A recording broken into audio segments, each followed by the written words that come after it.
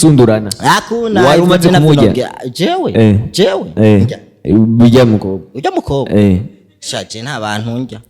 ntare ibiharage umuceri ntare tuvuga nukuri ntare ujya mukobwa waramuriye ntiwamuriye jewe ujya mukobwa ndamujya gute ni ifungurwa oya waramutumye kumira wawe uraza kumuraba kandi bakwasa iya mbere nabonye umuhungu aja gusamanira muhiri wabo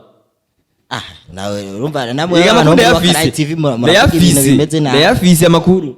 wowe ujya gusamanira n'umukobwa wanyu muwo mukukazi wanyu kamujyana muhiri wanyu kandi amageto yahari amahoteli yuzuye aho na hoteli ngahe izo nizo ngeso office Briella wari umujana mu mahoteli inde Briella je nakubariye tima nimba cyara Briella wari umujana mu mahoteli je ntari mwana ndamuhanda bikubariye rero je nkuko bivuze je ndi umwana ndacibereye umwana ndacari umwana wo kwa mama na papa urumva bisigura je nta decision ndafata yo turaje ko ntari gambora n'umukobwa cambu ca ntigiye kuri impuzu umukobwa nawe nyene sindigera n'ivyo bintu ndabishaka mwebwe muri inyishu media ikigano twakoze murakibageme bw'ibishego wewe wavuga inde je wewe nire nk'umufana wa inyishu media yoza nga akemeza neza ijana kwijana akavuga ati jewe ndazi abantu aba je kwanza n'ingeso yo kugenda n'abakobwa mfise sindi nka wewe ubona Briella arenganye urabaza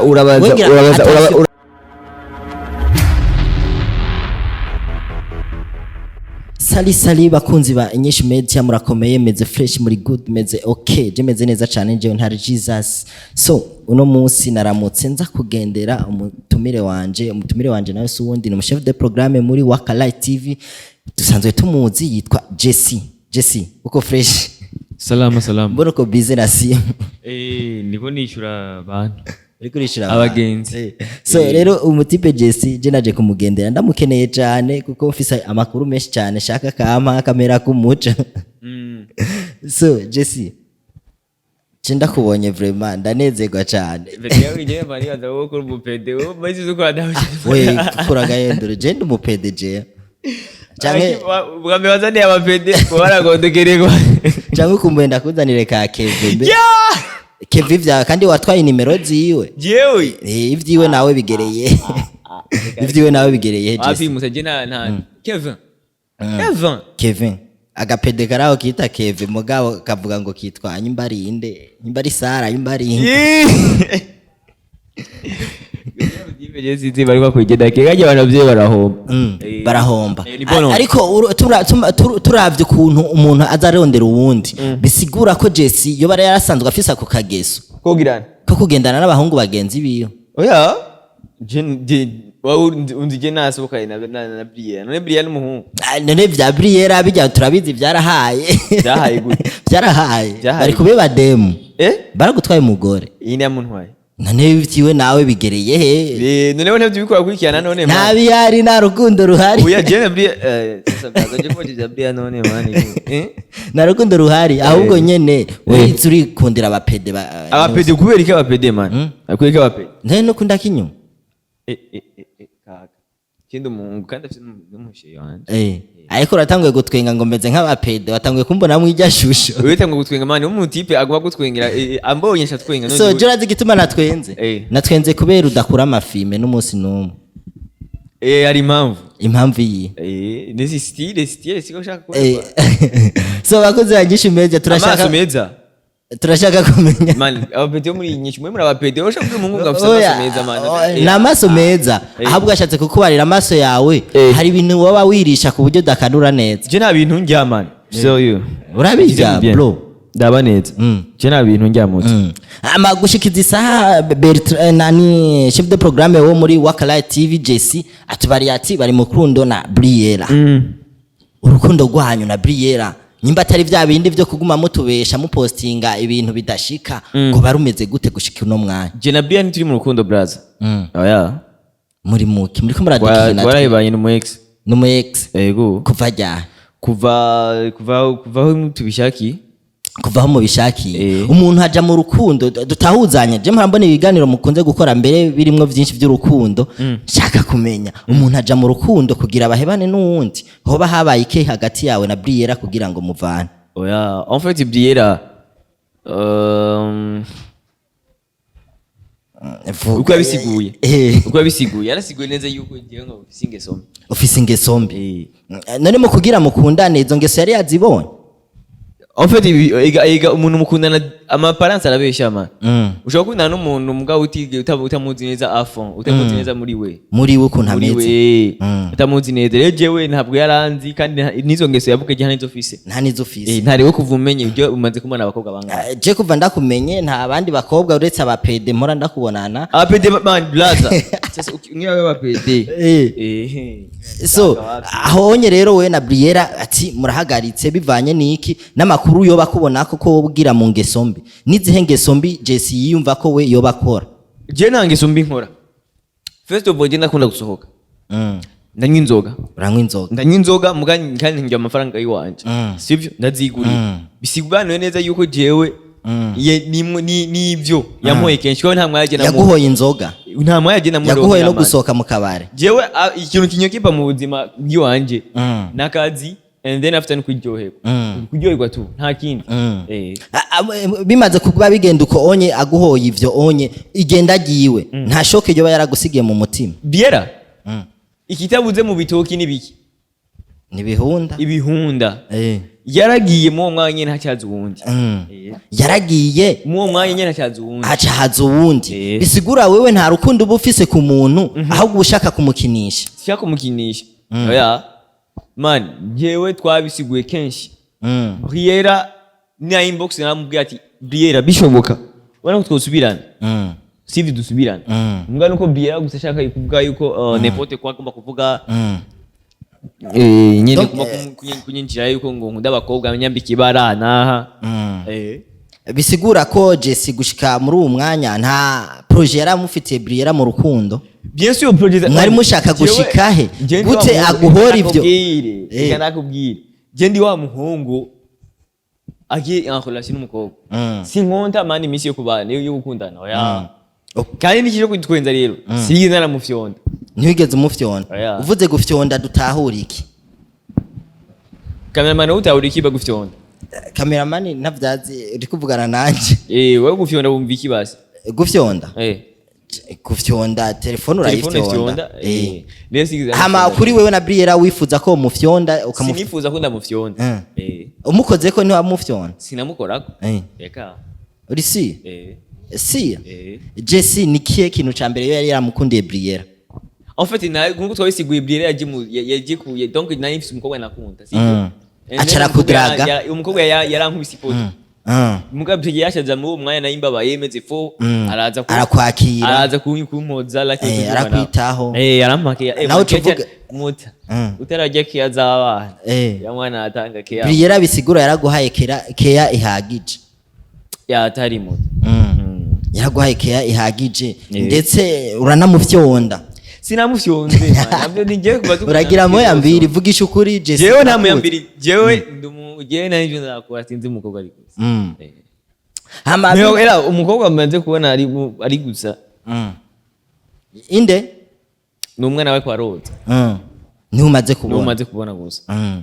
none iyo umubonye urugira kujya gushaka umwana we kwa Roza kaka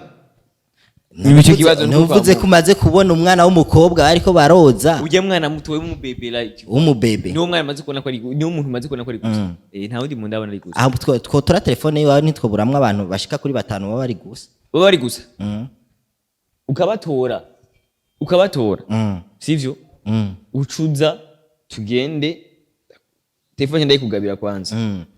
so ivyo birabaye Jesse baravuye mu rukundo na Briella harabonetse aba ex bagiye barakundana na Briella gusha biraboneka ko Jesse ariwe yagiye kubakoresha ikiganiro haboneka mwifuhe mu bibazo yagiye arababaza harabonetse mwifuhe rinini ya cyane kuvyerekeranye no mu ex wa Briella wari ubonye cyo naje ubisigura gute jewe first of all sigeze ndamufuye ya Briella ikekana ko namufuye n'igihe amakesyo yababaza cyayigana njyambere gikoze si jyambere ugikoze ariko hari akantu kibonekeje kagaragaza yuko wowe wagize ifuhe no kaka nabwiye byagenze yadusanze mu kiganiro sivyo umutima nako nanamutse ntina nuko yigeze ambaza umu ex ica umwese wiwe ntiza mumbarira Briella namubonye kujya nyene ntigutene guca mfuha kandi naje je ndi mu nyishu kaka ntabwo uri mu nyishu akuna apana inyishu meje uri mu nyishu jewe inyishu yihe wana ujama inyishu yihe nta nyishu irimwo ahubwo vuga gusa wasigaye uraririmba nka Dr Cloud ati baramujanye nanjye ndonka abandi abahe gushikiza isaha JESSY yo bari mu rukundo nande abandi ngice cyo mutamenyereye kitubwire badondaguye amazina y'abakobwa ngo dubwirane harimo aba ex harimo abo dukundana harimo dukundana JESSY nyimba umukunzi wawe akunda gukurikirana ibintu vya rezo sose arabikurikirana muvuga izina kugira yumve basi kakunze Briella wara mu presence twaguma tuvyumva Briella sanzwe ari mu YouTube ubundi nawe kubera Briella sanzwe ari mu YouTube ubundi nawe ni mu masera nawe sivyo vyiwiwe numubikira numubikira oya wese mubikira mugabo wasanzwe ntavugwa mu izina ama ndio kutashanze ubushiro wawe jewe ni kubera jengira sindaresha kaza mbo yashangu hari umuntu anakere nimero yanje je sindaresha atanga nimero yanje so bagozi banyishu media je nako ndayagana JESSY ndamubaza ivy'urukundo anache ndakubaza kwaza yeje nundani ya nyama ubwo mumbaze gusigende mu kibera na jewe Kesho zabutse oya nje ndishaka kubura moto ntare vip sasa fresh uko bien salama ntare wanzinga ku cameraman wakubona abanza zinga wanzinga ingo kaka ingo nawe wenda kubaze ntare sasa nche bugufi man nje mimi siko invite mie nje mu invite acha nitafute kitu tafute kitu basi nikuulize mie sivyo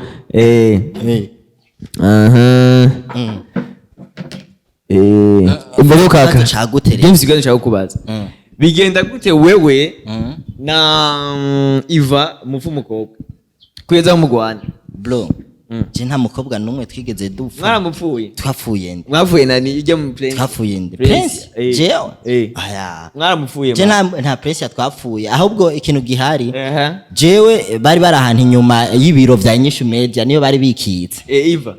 bikitse inyuma je nanje ndarengana canzana kamera camvuga anye isho sinogenda ntayigize gute ntayiri kuko nakuntu umukozi wa Waka Light TV yo cazi inyuma y'ibiro vya INYISHU media aza gukurikira iboro hajya aravuga ati have je natse kamera aza kurikira iboro none mwebwe abari agabasumye muri wakabare shapu man niwe wibwiye mutazi gufyonda ibintu wewe yakiyaza abifyonda we yacaza kubifyonda ariko nibivuze ngo je ngo twapfuye ngo mwavuye ujya mu store we na video nabonye muko matama na mazuke rindira kwanza we nta mugani wavuze wasubije inyuma uravuga ngo ikitabuze mu ukiniki sawa mugabo ya video nabonye muko matama na Prince yazuki mbo Prince ya ndakubarire Prince aramuzi umuntu yize hari ya hanze bahari ya mbere ya Javane nyimba ari muri Belgique nyimba ari he urumva Prince ari yavuye hari muri Belgique hari ukuntu rero abakobwa baba hari anyu babagize gute batanga ibintu vya keya urumva sasa tukwa tunaenda kure kora je nta n'ibintu byo gutambanizi nikabona nanza ke ma repetition nabibonye igana mu nabibonye urumva je nanje cavuga ati have mfate nanje ndaye ko no bishobora rero ni hirya video rero yaciboneka muragenda murafatana murasundurana akuna wari umaze kumujya jewe bijya mukobwa ujya mukobwa shaje nta bantu njya ntare ibiharagenge umuceri ntare tuvuga n'ukuri ntare uje mukobwa waramuriye ntiwamuriye je ujya mukobwa ndamujya gute nikirana ifungurwa oya waramutumye kumira wawe uraza kumuraba kandi bakwasa bakwasa ya mbere nabonye umuhungu aje gusamanira muhiri wabo nawe urumva namwe abantu ba Waka TV ndayafise amakuru wowe uje gusamanira na mukobwa wanyu mubo mukukazi wanyu kamujyana muhiri wanyu kandi amageto yahari amahoteli yuzuye aho na hoteli ngahe izo nizo ngeso office Briella wari umujana mu mahoteli inde Briella je nakubariye tima nimba Briella wari umujana mu mahoteli je nta n'umwana namuhanda bikubariye rero je nko kubivuze je ndi umwana ndacibereye umwana ndacari umwana wo kwa mama na papa urumva bisigura je nta decision ndafata yo juraze je ko ntariga mbona n'umukobwa cambuca ntigeye kuri impuzu umukobwa nawe nyene sindigera nshaka sindigera nivyo bintu ndabishaka mwebwe muri inyishu media ikiganiro twakoze murakibageme bw'ibishego wewe wavuga inde je wewe none nk'umufana wa inyishu media yoza nga akemeza neza ijana kwijana akavuga ati jewe ndazi abantu aba je kwanza nta n'ingeso yo kugendana n'abakobwa mfise sindi nka wewe ubona Briella arenganye urabaza X-ray nwazi ake sinyibari karanyumva azuza aricunga no kuri madame wiwe Sauda ko ndabona abahungu muri waka muri shop ejo canke hirya ejo muzo mukubita ko wowe witwa ntari uza muri waka uramaze kuza usanga umukobwa agiye kuraba Jessica muri waka wewe aza kukuraba gute kandi ufise iboro ngaha nyene iboro nani Briella Briella mari yo tibikomba nga yo tibikomba nta nivyo urakurikirana eka sasa misi nabiju sindabizi ivyo wanyu na Briella kwa kangahe nubunye guma wivugisha ngo muraba ex we Samedi we nitwahuriye mu bwiza sasa Samedi je we na Briella mwe nimwaduganye kuri sisi mu bwiza muduga deja Samedi ari diplome kuri kwa nange muri diplome yari diplome kandi hari kuri sisi byabereye ngano ne bijya ko byabaye mangaribi ku murango na mugato twavuye nga tugenda kuri kutoa diplome ama twakavugana n'ibyo ukavuga blast acha kuda bacha bari fenta Jessy akuni baje mundi inzoga ndayo inzoga goshika ubu mudemo wa Jessy twifate ni inzoga ni chupa oya